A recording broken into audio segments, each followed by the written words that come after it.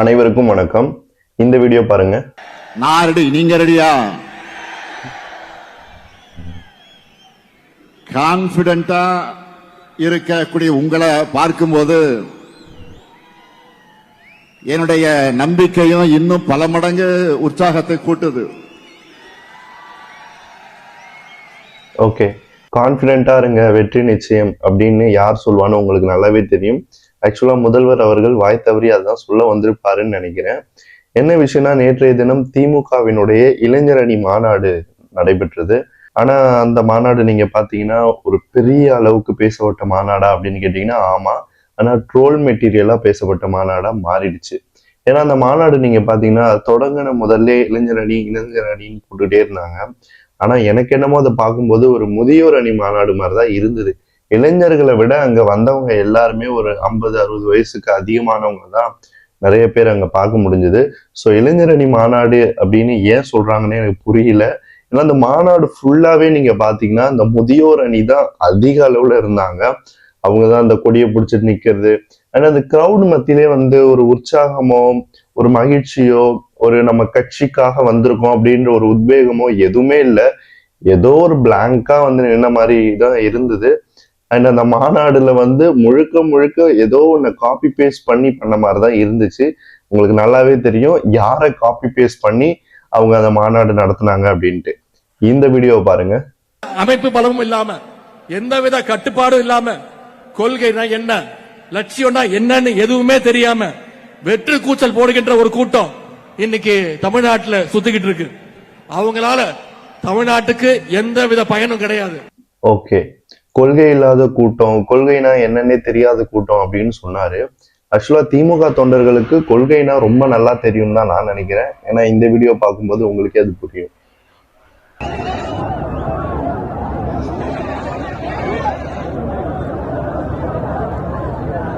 பையன் மட்டும் பிடிக்காம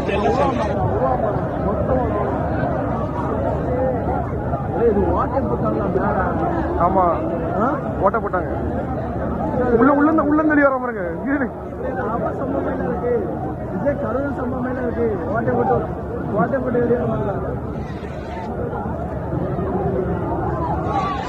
ஓகே, இப்ப தெரிஞ்சிருக்கும் யாரு வெற்று கூச்சல் கூட்டம், யாரு கொள்கை கூட்டம், யாரு தலைவருக்காக வந்த கூட்டம், யாரு பணத்துக்காக வந்த கூட்டம் அப்படின்னு.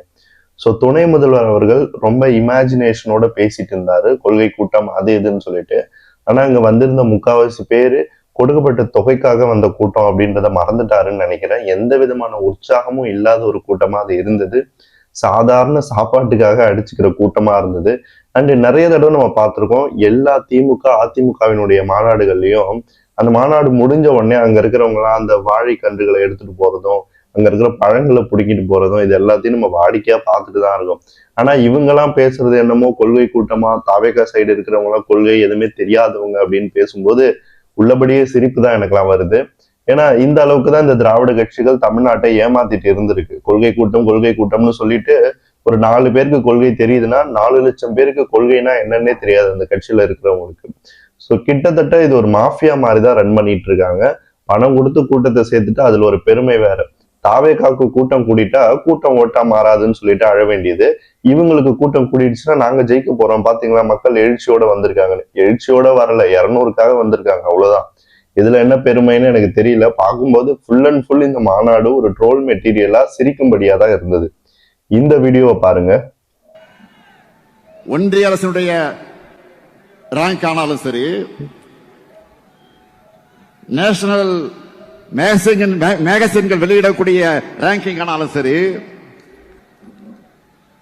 எக்கனாமிக்ஸ் மாதிரி இன்டர்நேஷனல் மேகசின்ல வரக்கூடிய அந்த செய்திகளானாலும் சரி, எல்லா ரேங்க்லயும் தமிழ்நாடு தான் டாப். தமிழ்நாடு தான் சூப்பர் ஸ்டார். தமிழ்நாடு தான் சூப்பர் ஸ்டார் ஸ்டேட். அனைத்து துறைகளையும் தமிழ்நாடு முன்னேறி இருக்கு.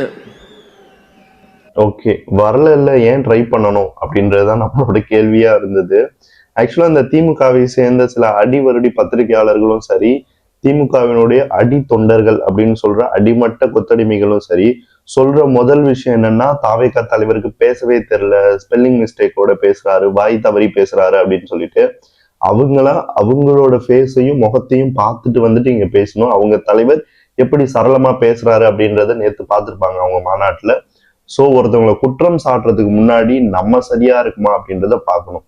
பேசவே திறமை தகுதி இல்லாத தலைவரை வச்சுக்கிட்டு இன்னொருத்தவங்களை என்னைக்குமே ஒருத்தவங்க ட்ரோல் பண்ணக்கூடாது. So hope they will understand, அதுக்கேற்ற மாதிரி நடந்துப்பாங்க அப்படின்றது நம்மளுக்கு தெரியுது. அமைப்பு பலம் இல்லாத கூட்டம் அப்படின்னு சொல்லிட்டு துணை முதல்வர் அவர்கள் தாவேகாவை பத்தி சொல்லியிருந்தாரு. உங்களுக்கு அமைப்பு பலம் இருக்குன்னு நீங்க சொல்ல வர்றீங்க, அப்புறம் ஏன் காசு கொடுத்து மக்களை கூட்டுறீங்க? அப்புறம் அந்த எழுச்சியில் அது கூட்டம் மத்தியில போயிட்டு இருக்கிற மாதிரி ஒரு ஆக்டிங், இதெல்லாம் நம்மளுக்கு பார்க்கும்போதே தெரியுதுல்ல யாருக்கு அமைப்பு பலம் இருக்கு இல்லைன்னு சொல்லிட்டு. கொஞ்சம் காசை கொடுத்து ஒரு ஒன்றிய செயலாளர், கிளை செயலாளர், மாவட்ட செயலாளர் அப்படின்னு சொல்லிட்டு போஸ்டிங் போட்டுட்டா உங்க கட்சி அமைப்பு பலம் இருக்கிற கட்சி ஆயிடுமா? தாவேகாவுக்கு அமைப்பு பலமே மக்கள் சக்தி தான். இந்த மக்கள் சக்தி தான் திமுகவையும் அதிமுகவையும் இந்த தேர்தலில் ஓட ஓட விரட்ட போகுது. அடுத்தது இந்த வீடியோ பாருங்க.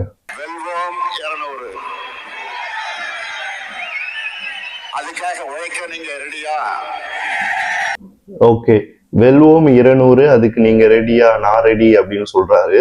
ஸோ 200க்காக வேலை செய்யற எல்லாருக்குமே என்னோட வாழ்த்துக்கள். தொடர்ந்து பண்ணுங்க, மக்கள் கிட்ட அவ பேரை வாங்கறதுக்கு தான் அதை தொடர்ந்து நீங்க பண்ணிட்டு இருக்கீங்க.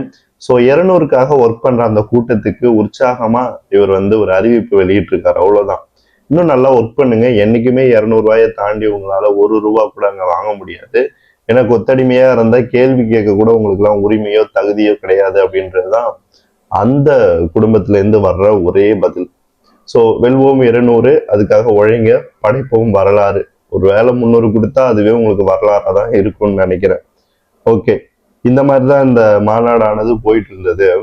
ஒரு பழமொழி ஒண்ணு சொல்லுவாங்க, புலியை பார்த்து சூடு போட்டுக்கிட்ட பூனை அப்படின்னு சொல்லுவாங்க. புலியை பார்த்து சூடு போட்ட பூனை அப்படின்றது ஒரு நார்மலான பழமொழி மட்டும் கிடையாது, அதுக்குள்ள நிறைய விஷயங்கள் அடங்கியிருக்கு.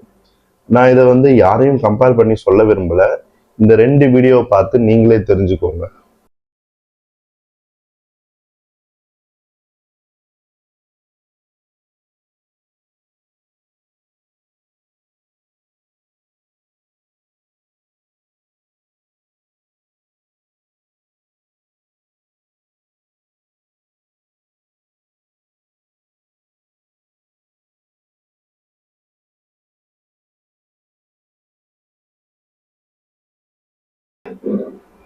ஓகே, இந்த 2 செல்ஃபி 1000 விஷயங்களை உங்களுக்கு நினைவுபடுத்தும். இதுக்குள்ள நான் போக விரும்பல. இன்னொரு விஷயம் என்னன்னா, இந்த திமுக கைக்கூலி சாட்டை துரைமுருகன் நேற்று தாவேக தோழர்கள் கிட்ட செம்மையா வாங்கியிருக்காரு. அதான் இப்ப ரொம்ப சோசியல் மீடியால வைரலா போயிட்டு இருக்கு. ஸோ ஒரு கட்சியினுடைய தலைவரை தரைக்குறைவா பேசுற இந்த மாதிரியான தரங்கெட்ட பிறவிகளை பத்திலாம் நான் பேச மாட்டேன். இவங்களை பேசுறதுனால நம்மளுக்கு தான் அது கேடு. எப்பயுமே ஒரு சேருல கல் எடுத்து அடிக்கும் போது அது நம்ம மேலதான் திருப்பி போடும்னு சொல்லுவாங்க. அந்த மாதிரியான கேரக்டர்ஸ் தான் இந்த நாம் தமிழ்ல இருக்கிற முக்காவாசி பேரு. ஸோ அந்த மாதிரியான தரம் கெட்ட பிறவிகளை பத்தி நான் எதுவும் இதுல கருத்து சொல்ல விரும்பல. ஆனா நேத்து தேனியில போயிட்டு அவங்க அவமானப்பட்டு வந்திருக்காங்க. தொடர்ந்து இன்னும் நிறைய அவமானப்படணும். அதுலயே அந்த சாட்டை துரைமுருகன் ஒரு விஷயத்த ஒத்துக்கிட்டாரு, தாவேகா தலைவர் வெற்றி பெற்று ஆட்சிக்கு வந்துருவாரு அப்படின்னு. ஆட்சிக்கு வந்தா இவர் தான் அமைச்சரா அப்படின்னு இன்டைரக்டா கேட்கறதன் மூலமா அவர் தாவேகா வெற்றி பெறும் அப்படின்றத உணர்ந்துதான் தாவேகாவுக்கு எதிராக பேசிட்டு இருக்காரு. இந்த மாதிரியான கைகூலிகளுக்கு தேர்தல்ல மக்கள் சரியான பதிலடியை கொடுப்பாங்க. அடுத்தது ராம்பாக் முதல்வர் அவர்கள் பண்ணியிருந்தாரு. இந்த வீடியோ பாருங்க.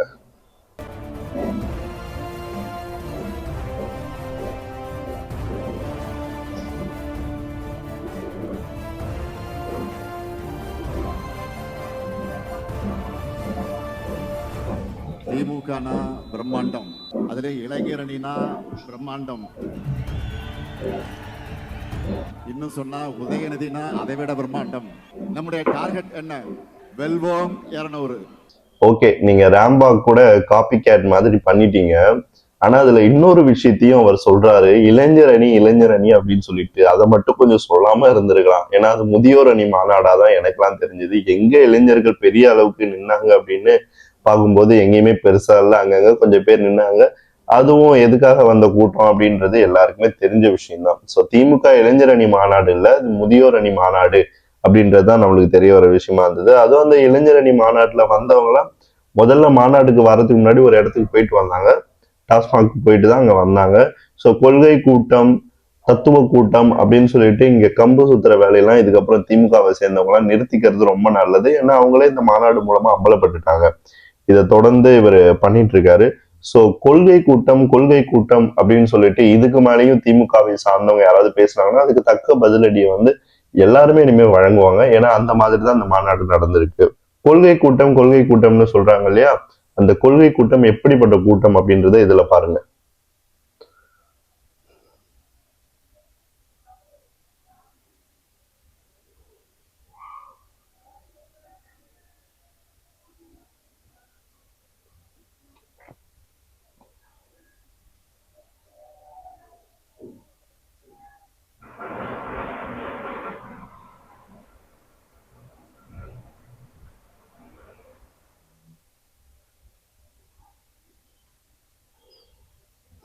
ஓகே, இந்த மாதிரி கூட்டத்தை வச்சுட்டு தான் இவங்க இத்தனை ஆண்டுகால ஏமாத்திட்டு இருக்காங்க மக்களை.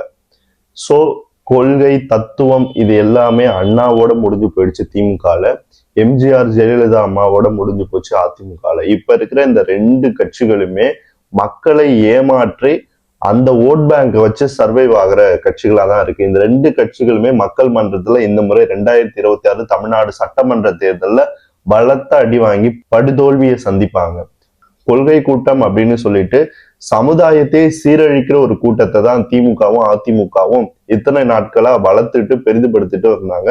இதுக்கப்புறம் அவங்களோட இந்த அரசியல் ஆக்டிவிட்டிஸ் எல்லாமே முடங்க போகுது அப்படின்னு தான் நம்மளால பார்க்க முடியுது. தமிழ்நாடு சட்டமன்ற தேர்தலில் இந்த ரெண்டு கட்சிகளும் படுதோல்வியை சந்திச்சு தமிழக வெற்றி கழகம் ஆட்சிக்கு வரும் அப்படின்றத நம்மளுக்கு தெரிய வர விஷயமா இருக்கு.